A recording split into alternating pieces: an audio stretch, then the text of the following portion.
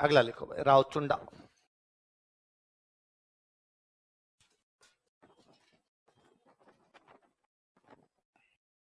अब क्या भाई, मल्लीनाथ जी भी जगमाल को राजा नहीं बना के गए। मल्लीनाथ जी अपने भाई को राजा बना गए थे। भाई का नाम था वीरमदेव। क्या नाम था? वीरमदेव। के बाद में अगला राजा कौन बन गया? चुंडा। कौन बन गया? चुंडा। इन राठौड़ों की राजधानी कौन सी है? मेवानगर। कौन सी है? उन दिनों मारवाड़ में एक वंश और उस वंश का नाम है प्रतिहार। कौन सा वंश है? और प्रतिहारों की एक ब्रांच यहां पर राज कर रही है, उस ब्रांच का नाम है इंदा। कौन सी ब्रांच है? प्रतिहार इंदा है। और इन प्रतिहारों की जो राजधानी है वो अपने जोधपुर में एक जगह पड़ती है, मंडोर। कौन सी राजधानी है? तो प्रतिहारों की कौन सी ब्रांच राज कर रही है? इंदा। और उनकी राजधानी कौन सी है? पर प्रतिहार कमजोर हो गए और दिल्ली से अटैक होते हैं, ये दिल्ली वाले अटैक को संभाल नहीं पा रहे हैं। फिर प्रतिहारों में आपस में लड़ाइयां होनी शुरू हो गई। तो इनमें जो समझदार लोग थे उन्होंने कहा, देखो आपस की लड़ाइयों से मंडोर हाथ से निकलेगा, या दिल्ली वाले कहीं ना कहीं इस पर क्या कर लेंगे? कब्जा। तो दिल्ली वाले कब्जा करें, इससे अच्छा इसका कुछ ना कुछ सही जुगाड़ कर देते हैं। क्या करें? तो इनकी कोई राजकुमारी थी, इन्होंने कहा अपनी राजकुमारी की शादी चुंडा के साथ कर देते हैं। किसे कर देते हैं? चुंडा उन दिनों में उभरती हुई राठौड़ शक्ति थे। चुंडा का नया नया आरएस प्री पास हुआ था।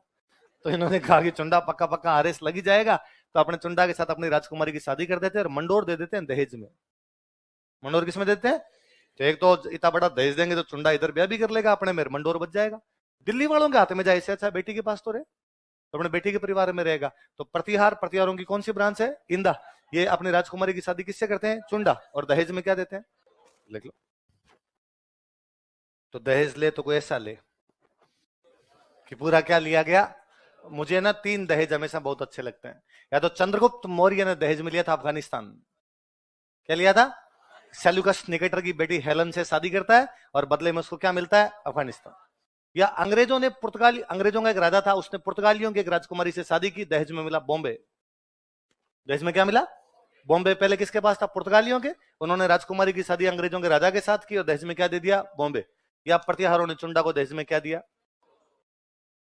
तुम आरएस लगने के बाद मांगते हो, एक गाड़ी दे दो, है ना, 11 रुपए दे दो, 2 BHK का प्लेट दे दो। ऐसे क्या चिंदी चोरी करनी यार ऐसे? इस बार मांगना कि जयपर दो, जयपर। पूरा कोई जयपर दे सकता है तब तो दहेज लेना है, वरना दहेज लेना भाई धूड़ खावनी, धोबा भर भर खावनी, दोहरा माथे बैठ रखावनी। ले तो ढंग से ले। हाँ तू बता।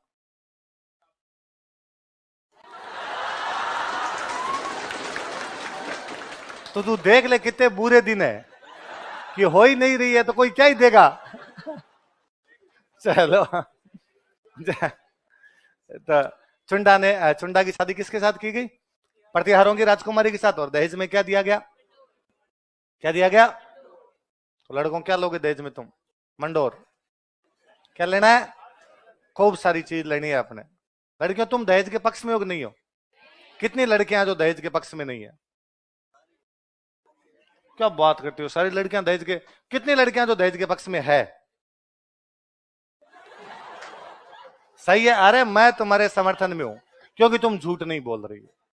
बाकी जो तुम कहती हो हम दहेज के पक्ष में नहीं है, तुम सारी ढंग के झूठ बोल रही हो। क्योंकि शादी में सबसे बड़ी लिस्ट तुम खुद बना के देती हो। मेरे को सोने का ये चाहिए, मेरे को कपड़ों में ये चाहिए, ये चाहिए, उन दीदी को तो ये करवाया था, मेरे को ये क्यों नहीं करवा के दिया? ऐसा वैसे झूठ बोलने अपने। चाहिए तो चाहिए है, नहीं पढ़ना है तो भी चाहिए। ये तो मेरे को जब लड़कियां कहती है ना सर नहीं आप झूठ बोल रहे हो, हमें नहीं चाहिए, तब मुझे लगता है मैं विलायत से थोड़ी है। मेरे घर के आसपास में तो, हमारे घर में भी तो बहन है, हमारे घर में कोई बहन थोड़ी, केवल पुरुष रहेंगे यहाँ। और वहां मैं शादी ब्याह में हमेशा देखता हूं, और मैं दहेज का पूरा समर्थक हूं। लड़कों अपनी बहनों को खूब सारा दहेज, जितना दे सकते हो उतना देना है। जमीन का 1 आधा बीघा बेचना पड़े तो बेच के देना। क्यों? क्योंकि जिस दिन हमने दहेज देने बंद किए उस दिन लड़कियां प्रॉपर्टी में हिस्सा मांगेगी, है ना। ये अपने पूर्वज बड़े इंटेलिजेंट थे भाई साहब। जैसे मान लो मेरे पापा के पास में 20 बीघा जमीन है और मान लो हम 2 भाई और 1 बहन है, हिसाब तो कहता है तीनों में 6-6, 7-7 बीघा बंटे, 3 हिस्से हो, 21 बीघा हो तो 7-7 बीघा आ जाए। पर हम ऐसा नहीं करते। 10 बीघा मेरा भाई रखता है, 10 बीघा मैं रखता हूं, और बहन को कहते हैं टाटा बाय बाय, तेरे को इसमें से कोई हिस्सा पर हम उसको राजी करते हैं और हम कहते हैं देख तेरे को हम थोड़ा थोड़ा थोड़ा थोड़ा देते रहेंगे, प्रॉपर्टी का हिस्सा देते रहेंगे। तो पहले तेरे को डाउन पेमेंट दे देंगे दहेज में, फिर बाकी तेरे को किस्तों में चुकाएंगे। तेरे टाबर होंगे तब देंगे, तेरे टाबरों के ब्याह होंगे तब देंगे, टाबरों के ब्याह होंगे तब भी देंगे। तेरी सासू मरेगी तो देंगे, तेरा ससुरा मरेगा तो देंगे। तेरे कोई